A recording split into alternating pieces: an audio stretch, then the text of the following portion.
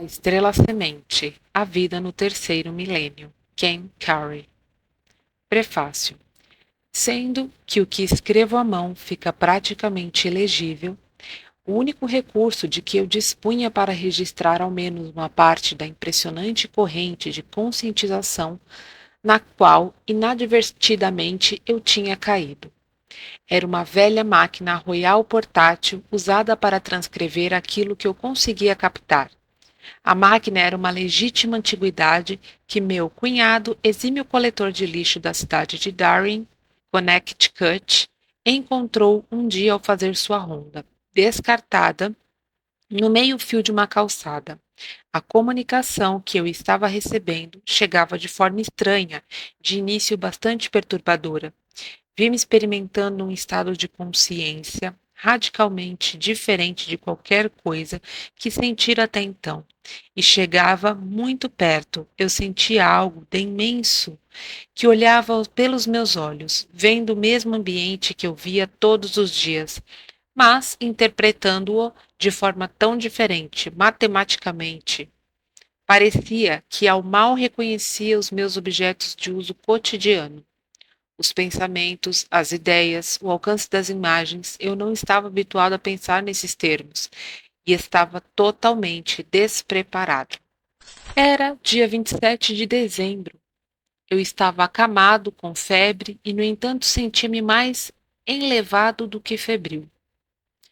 Algo a respeito desse estado de consciência no qual eu estava mergulhado, vivendo, existindo, parecia vagamente conhecido, como se a minha visão estivesse entrando em foco, depois de uma vida inteira de imagens duplas. Sem a tranquila orientação racional da voz que me falava, não creio que eu pudesse ter conseguido atravessar essa etapa com sucesso. Mas alguém ou alguma coisa estava me ajudando na minha travessia, identificando-se como uma parte de mim que ficara esquecida, uma parte eterna. Eu sou um ser espírito dos campos eternos da luz, dizia. Eu sou você, como você permanece além da ilusão material, como você era, como será, como é agora, antes e depois do encanto da matéria. Nem sempre eu conseguia seguir. No princípio reagi com descrença quando me foi sugerido que o que acontecia era uma forma de inteligência extraterrestre que eu estava encontrando. Uma explicação que mesmo agora não aceito sem uma qualificação. Mas, apesar do fato de minha mente ficar frequentemente para trás em nível emocional, meu coração e minha alma estavam vivenciando um sentimento pleno de felicidade, quase de realização sexual. Sentia-me em paz, uma paz que eu não saberia explicar, um senso de bem-estar mais profundo que jamais eu tinha sentido. Quando eu entendi o que estava sendo dito, era tão maravilhoso que me fazia sentir como criança na manhã de Natal. De uma forma estranha, era como se eu estivesse me lembrando de coisas e não que elas estivessem sendo relatadas. Era um esforço hercúleo conseguir manter meus dedos sobre as teclas da velha máquina que, graças a uma boa dose de lubrificante, continuava batendo sem parar, reproduzindo parcialmente os pensamentos que percorriam em ondas a minha consciência. Várias vezes me esqueci de pôr lenha no fogo da lareira, até o momento de perceber que os meus pés gelados estavam trazendo o inverno para dentro, por baixo da porta. A experiência continuou, passando para um segundo dia. Expliquei a Sherry, minha esposa, que independentemente do fato de eu não estar compreendendo o que se passava, eu sentia grande necessidade de continuar com o trabalho para ver aonde iria chegar. Pedi-lhe que cuidasse para que o meu trabalho não fosse interrompido durante os próximos dias. Se aparecerem amigos ou vizinhos em visita, eu disse, diga-lhes que venha outro dia. Preciso ficar isolado enquanto este processo, não importa o que seja, não se completar.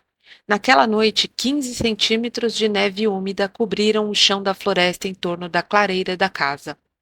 Pela manhã, Todos os pinheiros novos plantados ao longo dos 1.500 metros de estrada de terra que levavam à porta de nossa casa estavam curvados debaixo do peso da neve. Quando olhei pela janela, vi que estávamos sob a proteção de mais de 100 pinheiros que encobriam o caminho. Naquela época, não tínhamos nem eletricidade, nem televisão, nem mesmo rádio. As lindas árvores carregadas de neve impediam qualquer acesso ao mundo exterior e permaneceram assim até serem completadas as transmissões. O fato de, até aquele momento, eu jamais ter trabalhado com máquina de escrever deve ter sido esquecido no torvelinho causado pela expansão da consciência, pois quando despertei na manhã de 6 de janeiro de 1979, havia, em cima de minha mesa de trabalho, 350 páginas batidas à máquina, com espaçamento duplo, e minha vida estava irreversivelmente transformada. Durante esses 11 dias, enquanto eu fazia as anotações que mais tarde foram publicadas como as transmissões da estrela semente, foi-me dito inúmeras vezes que um impulso ainda mais forte de consciência telepática seria sentido no campo coletivo da percepção humana durante os anos de 1987 a 1989. Foi fortemente enfatizado que chegaria com força muito maior do que os sinais e pensamentos que então eu estava recebendo. Essa previsão provou ser tão exata quanto uma informação tirada do calendário lunar oficial ou de uma tabela da Marinha sobre as marés. 10 anos mais tarde, no mesmo período, as mensagens telepáticas começaram a chegar, de início como música sutil bem no fundo do meu pensamento, depois, mais forte e, finalmente, com tanta força que eu resolvi parar tudo e registrá-las, sendo que aquilo que eu captara em papel nas transmissões da estrela semente representava uma parte tão insignificante do fluxo total da informação, tomei a decisão de me preparar melhor para a recepção de agora, gravando em voz alta para registrar em fita cassete enquanto eu recebia o novo material. Foi possível evitar as muitas distrações manuais causadas pela máquina de escrever, e assim traduzir muito mais daquele estado de consciência que me estava sendo transmitido. Após uma transcrição exata de minha fala num computador, resultou um registro muito mais detalhado e preciso do fluxo de consciência do que fora possível de 10 anos antes. Era óbvio que o meu processo não era perfeito. Forçosamente, eu tinha de parar de vez em quando para pôr lenha no fogo da lareira ou ajustar uma janela.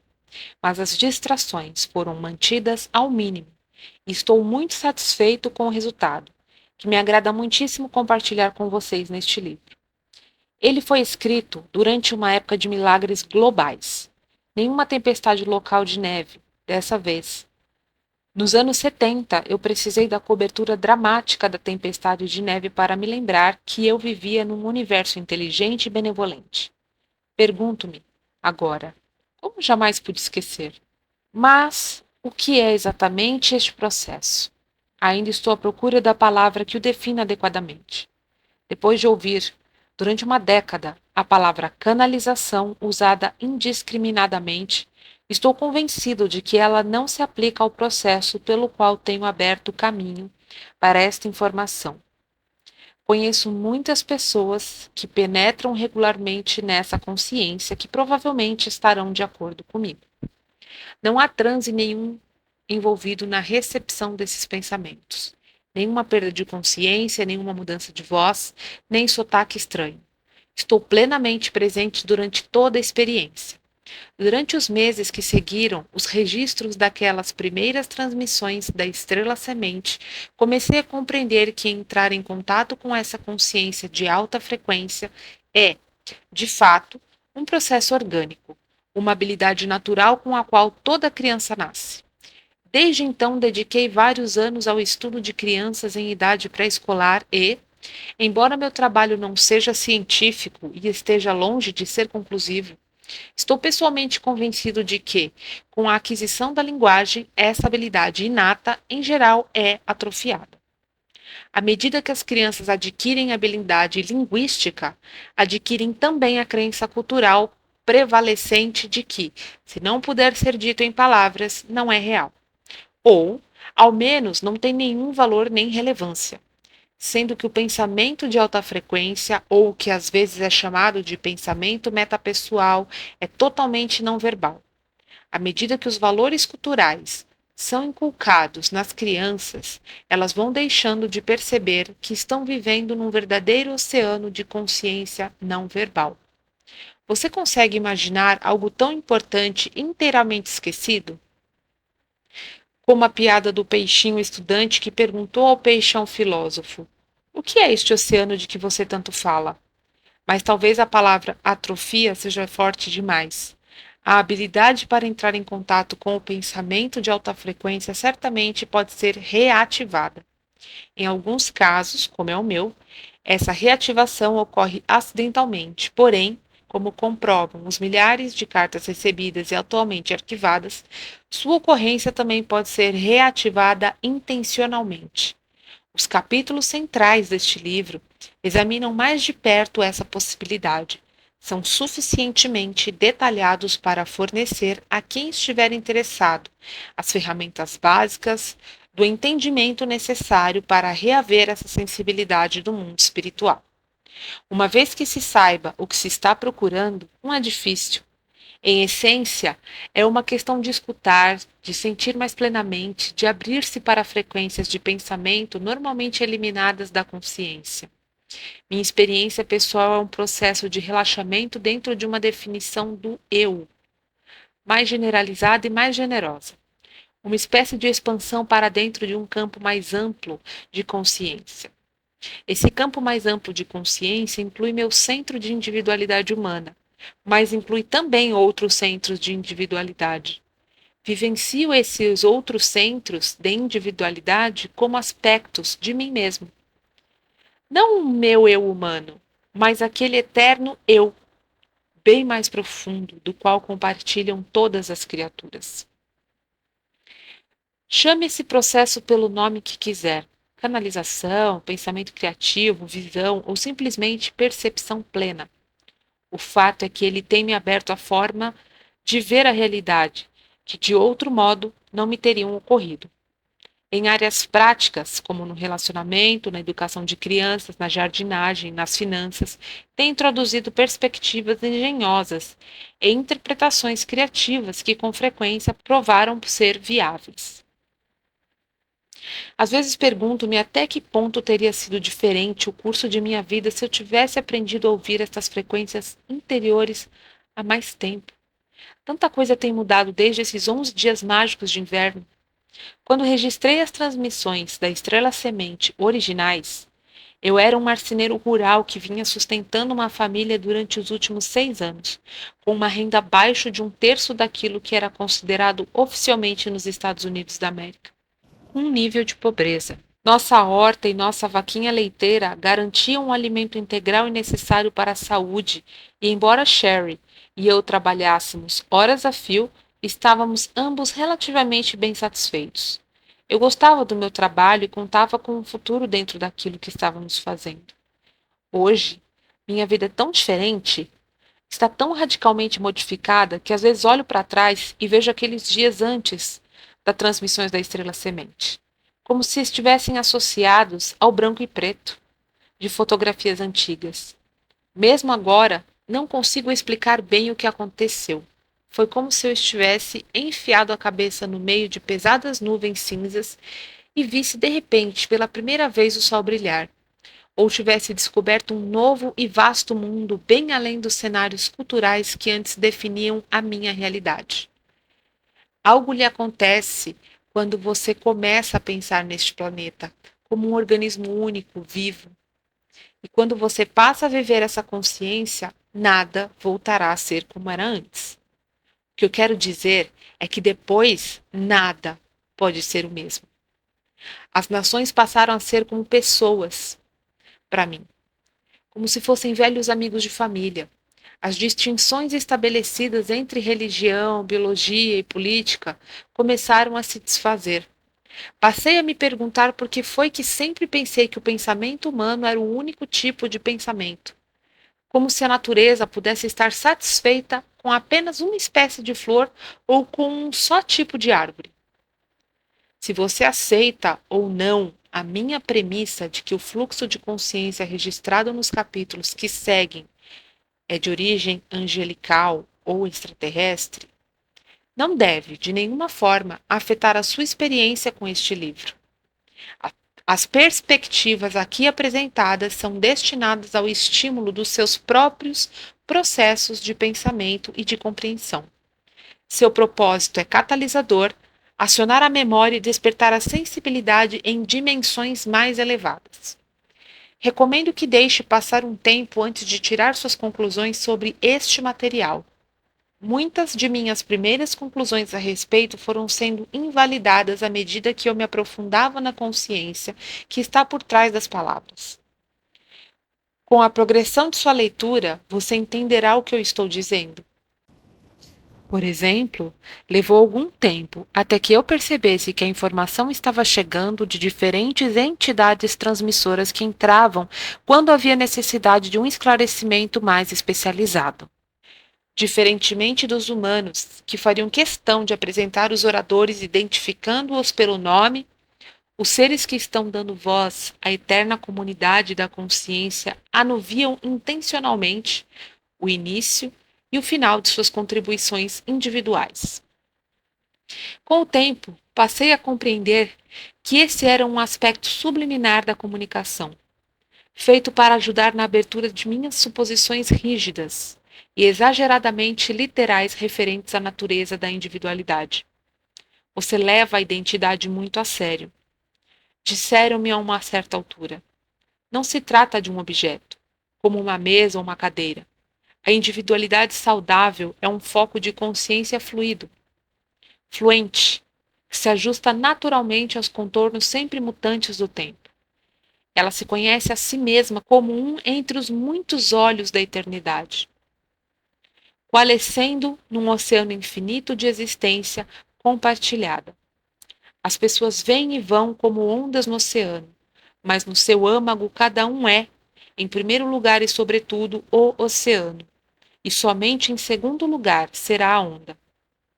A programação cultural impede que você perceba isso.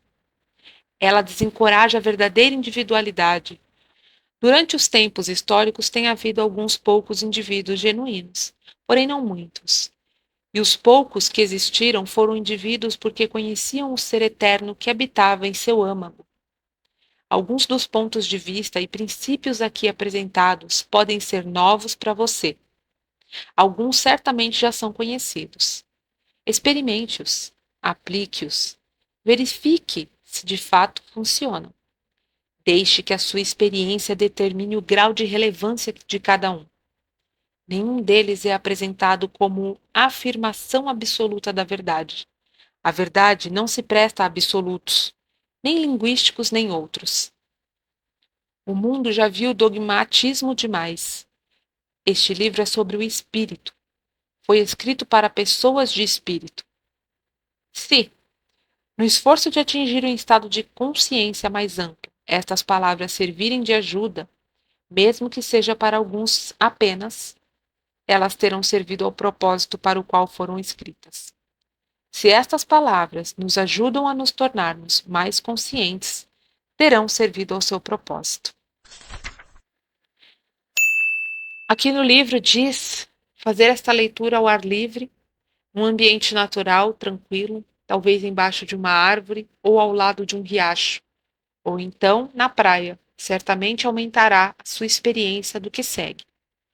Então fica aí o convite para o próximo vídeo, a leitura do próximo capítulo, para que vocês encontrem um local, pode ser o quintal de vocês, um jardim, uma praça, ou se não tiver essa opção, que vocês encontrem algum local dentro da casa de vocês, um cômodo silencioso, que vocês possam se sentar confortavelmente e acompanhem a leitura desse próximo capítulo. Um beijo, até o próximo vídeo, fiquem todos com Deus, muita saúde, alegria, nos encontramos em breve. Até já!